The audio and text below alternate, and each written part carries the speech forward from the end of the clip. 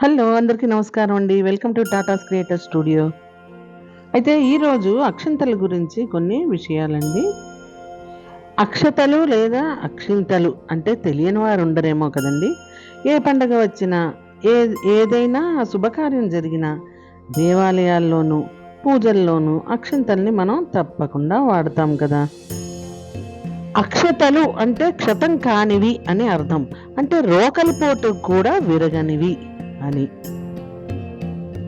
ఇంకా పుట్టినరోజు, వివాహం వంటి రోజుల్లో కూడా అక్షింతలు వేసి ఆశీర్వదిస్తారు. అదేవిధంగా ఏదైనా దేవాలయంకి వెళ్ళినప్పుడు కూడా అక్కడ పంతులు గారు అక్షింతలు వేసి మన్ని దీవిస్తారు. అక్షింతలు 3 రకాలు. హరిద్రాక్షతలు అంటే పసుపు కలిపిన బియ్యం, వీటిని పూజకు ఆశీర్వదించేటప్పుడు ఉపయోగిస్తారు. రక్షాక్షతలు పసుపు సున్నము కలిపిన బియ్యం అండి ఇవి. శ్వేతాక్షతలు అంటే ఏమీ కలపని తెల్లని బియ్యం, ఇవి అశుభమునకు మాత్రమే ఉపయోగిస్తారు. అక్షతం అంటే పరిపూర్ణమైనది అని అర్థం. కొరత లేనిది, నిండైనది అని కూడా అంటారు.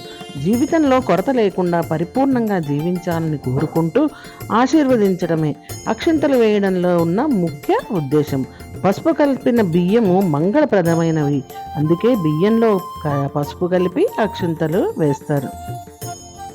కుంకుమ కలిపిన బియ్యము అమ్మవారికి చాలా ఇష్టం.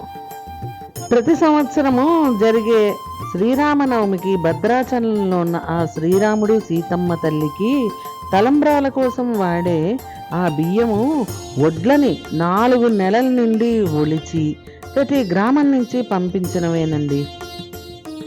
అక్షింతలకి ఇంత ప్రాముఖ్యత ఉన్నందుకు ప్రతి ఊరికి అయోధ్య నుండి వచ్చిన రాముడి అక్షింతలు ప్రతి ఇంటికి కూడా పంపిణీ చేశారు.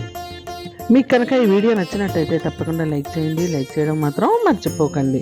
మొదటిసారిగా టాటాస్ క్రియేటర్ స్టూడియో ఛానల్ని చూస్తున్న వాళ్ళు తప్పకుండా సబ్స్క్రైబ్ చేసుకోండి.